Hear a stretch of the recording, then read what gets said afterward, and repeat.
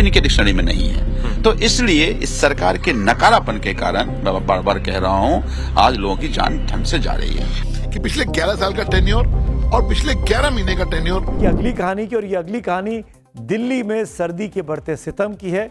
और ये सितम सिर्फ सर्दी का नहीं है, सर्दी की व्यवस्था को लेकर भी है। पूस की अंधेरी रात, आकाश पर तारे ठिठुरते हुए मालूम होते थे। मुंशी प्रेमचंद की पूस की रात कहानी की इन पंक्तियों के 100 साल से भी ज्यादा हो चुके हैं।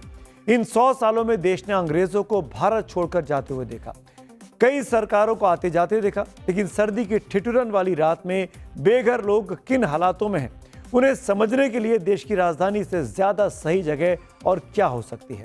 हर साल सर्दी के मौसम में दिल्ली वालों पर दोहरी मार पड़ती है। एक और कड़ाके की सर्दी तो दूसरी ओर सांस पर संकट। तमाम सरकारी दावे और व्यवस्था जमीन पर आकर दम तोड़ने लगती है। दिल्ली वालों ने 11 महीने पहले ही अपने लिए नई सरकार चुनी है।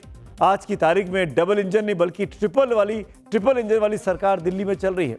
केंद्र की सरकार यहां बैठती है, दिल्ली की अपनी सरकार भी रेखा गुप्ता चला रही है, और सिविक सुविधाओं के लिए 16,500 करोड़ के बजट चलने वाली दिल्ली नगर निगम में भी बीजेपी की सरकार है।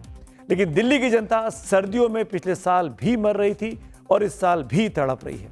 हम बात कर रहे हैं उन लोगों की जो दिन भर मजदूरी करते हैं, रात भर फ्लाईओवर, फुटपाथ या सड़क पर खुले आसमान के नीचे काटते हैं। यही वो लोग हैं जिन पर सर्दी अब कहर बनकर 60 साल टूट रही है। अलग अलग रिपोर्ट में दिल्ली में ठंड की वजह से लोगों की मौत की अब खबर आनी शुरू हो गई है। पिछले 15 दिनों में जो अब तक खबर हमारे पास आई है वो ये बता रही है कि करीब करीब 2 दर्जन से ज़्यादा लोगों की मौत की खबर है। अखबार इसको लेकर, सोशल मीडिया इसको लेकर लगातार लिख रहे हैं, ट्वीट भी कर रहे हैं कि दिल्ली में सर्दी की वजह से कितनी ज़्यादा मौतें हो रही हैं। दिल्ली में जो पार्टी पिछली सर्दी में सत्ता में थी, जो आज विपक्ष में है, अपने 10 साल के कामकाज के आंकड़ों को अगर देखें तो वही पिछली सर्दी में विपक्ष वाली पार्टी जो आज दिल्ली की सरकार चला रही यानी बीजेपी, उन्हें ठंड से मौत वाली रिपोर्ट पर विपक्ष की चाल अब नजर आती है। सुनते हैं आरोप प्रत्यारोप को। पहले लगातार रिपोर्ट आ रही है। हाँ। इससे पहले भी हम लोगों ने रिपोर्ट किया, कई मीडिया चैनल ने रिपोर्ट किया, कई प्रिंट मीडिया ने रिपोर्ट किया, लेकिन किसी मंत्री को, किसी अधिकारी को आप नहीं देखेंगे कि जाकर दौरा करके देखे कि आखिर हालात क्या है।